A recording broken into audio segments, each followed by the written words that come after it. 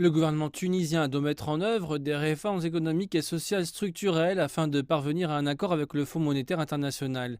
Les autorités du pays disent qu'il est nécessaire d'avoir un accord avec le FMI pour retrouver la confiance des prêteurs internationaux. Les discussions avec le FMI sont sur la bonne voie. J'espère que nous allons commencer les négociations formelles avec le Fonds monétaire international afin de parvenir à un accord sur les réformes et le financement.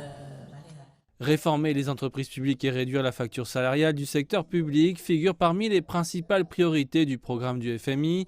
Les analystes disent toutefois que ces changements devraient se produire progressivement.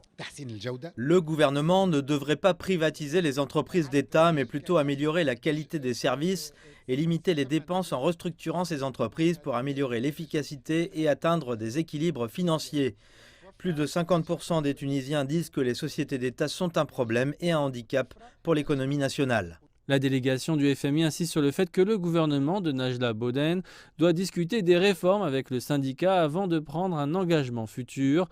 Mais le puissant UGTT a rejeté les propositions du gouvernement visant à geler les augmentations de salaire, à suspendre le recrutement dans la fonction publique pendant 5 ans et à lever les compensations jusqu'en 2026.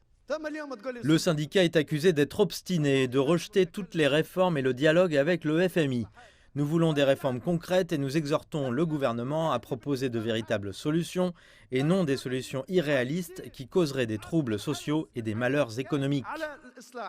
Les économistes maintiennent que la politique d'austérité proposée par le FMI contribuera certainement à réduire la dette publique à 86% du PIB d'ici 2025. Pourtant, cela aggravera la crise socio-économique du pays.